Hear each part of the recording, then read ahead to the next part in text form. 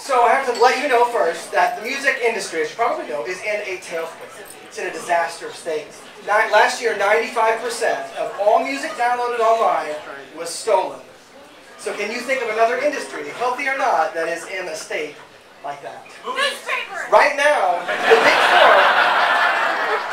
big four record labels are deciding your musical tastes for you right now because they are picking the artists, they are developing them, and they're using their massive resources to push them to you and push them into your ears and your iPods. Proof of this, last year, fewer than 1% of all the music released accounted for 80% of the music revenues in the United States.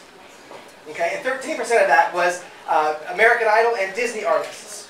Does that really represent us? No, I don't think so. So the good news is this is changing very slowly through social media, through file sharing, and other methods.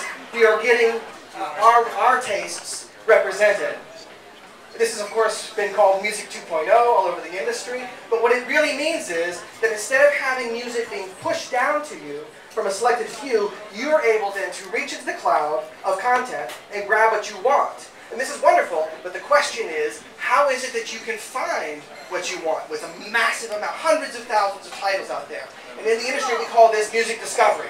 So what I'm going to do really quick is give you a current state-of-the-art of music discovery. So the first you'll be familiar with is called collaborative filtering. Right? You see this with Amazon and Netflix. 1,000 cockroaches can't be wrong, right? The problem is the herd mentality takes over and diversity loses. So it doesn't really work. The next thing is called expert meta tagging. This is where you get a bunch of music experts, you sit them in a chair, you strap headphones on them, and you make them fill out questionnaires about the music that they're listening to. It works okay, but it's incredibly slow, incredibly expensive to do. So what we really need with this situation is automation. And that's what these guys here have figured out. The problem is the state-of-the-art of their automation tools is really very, very poor. At best, they kind of eke out a shadowy picture of what the musical content really is inside each of those files. So here's the issue. We know we need automation to make this work, and we need some kind of system that can get into the musical language and dig down and find out what's really going on inside the music itself. And that's... Okay, so first let me back up and explain the problem another way. Imagine that you're tasked with going into a library with hundreds of thousands of books, and you're asked to pull them all apart, classify them, and recommend them to people. Well, the big catch is you can't read the language, right? They're in all kinds of different languages, so what do? You can pick up the books, kind of tell how big they are compared to each other. You can flip through, look at pictures, and doing that you might be able to determine, well, these are cookbooks, these are children's books, but that's about it. You need to be able to look inside the language of the music itself, and that's where we come in.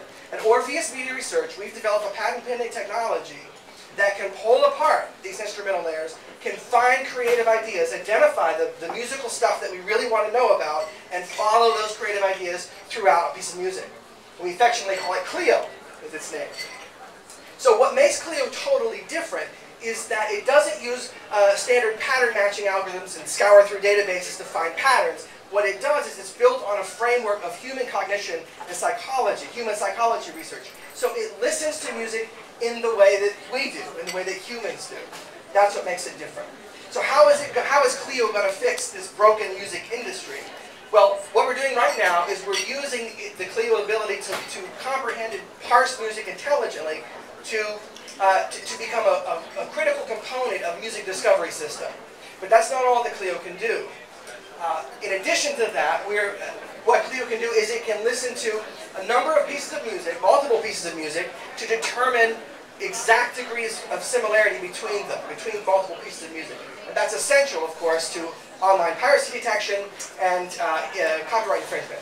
But that's not the best part. My favorite thing that we're doing with Clio is we've partnered with a PhD researcher in Vancouver, Canada, at Simon Fraser University, and we're combining our technologies right now in order to build a model-based music composer, artificially intelligent music composer system. So while right now you should wait a little bit before you expect to find a top 40 hit written by a computer or a Pulitzer Prize being awarded to a machine, we are currently on track to release a prototype of our design by the end of this very summer. So by the end of August 2009, we should have a prototype of this. Thanks very much for your attention.